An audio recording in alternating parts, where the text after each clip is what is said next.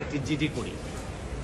জিডির বিষয়টি হচ্ছে গিয়ে যে গত বৃহস্পতিবার সংসদে থাকাকালীন সময়ে আমার এলাকার যিনি অফিসার ইনচার্জ উনি আমারে ফোন দিয়ে জানালেন যে স্যার আপনি একটু বাড়ি আসলে আপনার সাথে আমার একটু বসতে হবে, গুরুত্বপূর্ণ কথা আছে।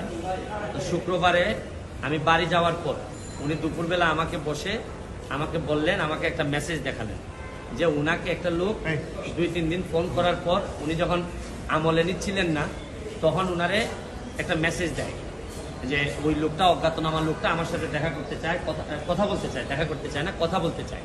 তো ওসি সাহেব আমলে নেননি। পরে যখন মেসেজটা দেখছেন যে মেসেজের মধ্যে আছে, দেখা যাচ্ছে যে একটা কন্ট্রাক্ট কিলার গ্রুপ যারা হায়ার করা হয়েছে তারা নাকি অ্যাক্টিভ, তার বক্তব্য অনুযায়ী। তো ওসি সাহেব আমারে উনার ফোন দিয়ে ওই অজ্ঞাতনামা ব্যক্তির সাথে ফোনে ধরাই দিল। আমি কথা বললাম, কথা বলার পর যে জিনিসটা ওরা জানাইলো আমাদেরকে, ওই অজ্ঞাতনামা ব্যক্তি সে নিজেকে আইডেন্টিফাই করতে চায় না, সে তার অ্যাড্রেস বলতে চায় না।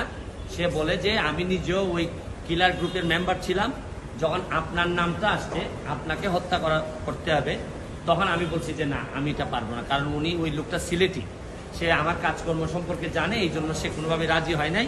তখন সে বলছে যে আমার বিষয়টা হচ্ছে গিয়ে, তার বক্তব্য অনুযায়ী আমার বিষয়টা হচ্ছে গিয়ে আমি আপনাকে একটা ওয়ার্নিং দিচ্ছি, আপনি এই 2-3 দিন আপাতত ঘরের বাইরেই যাবেন না। তো এটা শোনার পর আমি নর্মালি এর আগে অনেকবার আমি মৌখিকভাবে বা আমার পিএস এর মাধ্যমে বিভিন্নভাবে আমি থ্রেট করেছি, এগুলো আমি আমলে নেই না, কারণ এগুলা সামনে বললে একটা প্যানিক তৈরি হইতে পারে, এই জন্য আমি কখনোই সামনে নিয়ে আসি নাই। এইবার যখন আমার এলাকার ওসি সাহেবের মাধ্যমে আসছে তখন আমার কাছে মনে হয়েছে যে মানুষ যখন কখনো কোনো ওসিরে নর্মালি তো কেউ ফোনই দেয় না, তার উপর যখন সে এইরকম একটা মেসেজ দিচ্ছে তখন আমার মনে হয়েছে, আমার এখন মনে হয়েছে যে সিরিয়াসলি একটা পটেনশিয়াল থ্রেট, আমার এটা অবশ্যই আমলে নিতে হবে। তো এই জন্য আমি ওই দিন পরের দিন সকালেই আমি ঢাকা চলে আসি, সংসদ ভবনে চলে আসি। এসে আমি এর ভিতরে আমি পুলিশের ঊর্ধ্বতন কর্মকর্তা যারা আছেন তাদের সাথে আমি কথা বলি। তো এরপরে আমি জিডিটা আমি গতকালকে করছি। কিন্তু আমার যে জায়গাটাতে প্রশ্ন হচ্ছে, দেখেন আমি একজন মেম্বার অফ পার্লামেন্ট, পুলিশ যখন আমার এলাকার ওসি সাহেব যখন জানলেন কোনো একটা মারফতে যে আমার একটা লাইফ রিস্ক আছে, তখনই কিন্তু উচিত ছিল যে উনি এসপি সাহেবের সাথে আলাপ করবেন, ডিআইজি সাহেবের সাথে আলাপ করবেন। এটা কি আসলেই থ্রেট নাকি না কেউ বোগাস নাকি না কিছু, এটা তো আমার কাছে আসার আগেই এদের তদন্ত করে ফেলা উচিত ছিল। মানে আমাকে জিডি করতে হলো কেন? প্রশ্নটা হচ্ছে গিয়ে যে আমার থ্রেটটা তো আমি জানি না, জানছে প্রথমে ওসি সাহেবের পরে এটা এসপি ডিআইজি ওনাদের কাছে যাবে। আমি জানার আগে ওনারা আমাকে প্রোটেকশন দিবেন, আমাকে পরে জানাবেন যে এই থ্রেটটা যেটা ছিল এটা রিয়েল অথবা ফেক।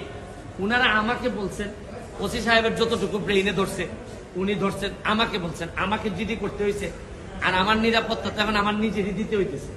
এখন রাষ্ট্রযন্ত্র, আমি এটা বুঝলাম না যে এই রাষ্ট্রযন্ত্র আসলে কি আদৌ আমার বাঁচায় রাখতে চায় কিনা। কারণ হচ্ছে কি, আমি যাকে জিডি করতেছি পুলিশ ডিপার্টমেন্ট, সেই তো আগে জানছে আমার আগে, সেই তো আমারে বলার দরকার। সেই ব্যক্তি কই এখন? সে ব্যক্তি আইডেন্টিফাই করা নাই। পুলিশ মারফত কখনো শুনলাম যে ওনারা নাকি ট্রেকিং করে, কখনো বলছেন যে এই পাহাড়তলি চট্টগ্রামের, তারপরে কখনো বলতেছেন তার বাড়ি এই বড়লেখা বা সিলেটের কোন জায়গায় যেন। তা আমার বিষয়টা হচ্ছে গিয়ে যে দেখেন, এই দেশে বঙ্গবন্ধু মারা গেছেন, তার পরিবার সবাই মারা গেছে, আমার হবিগঞ্জের শাহ এম এস কিবরিয়া সাহেব মারা গেছে, আমরা তো কোনো প্রোটেকশনে দিতে পারিনি। আর আমার বিষয়টা এরকম হয়েছে যে এই পুলিশের ভূমিকা দেখে মনে হইতেছে যে পুলিশ মনে হইতেছে যে একটা অপমৃত্যু রেকর্ড করার জন্য বসে আছে, যে আচ্ছা একটা মৃত্যু হয়েছে, নাইলে এই পর্যায়ে যাবে কেন। আমি কি করতেছি না করতেছি সব পুলিশ এবং এনফোর্সমেন্ট এজেন্সির নখদর্পণে থাকবে, কারণ এরা খবর নেয় না।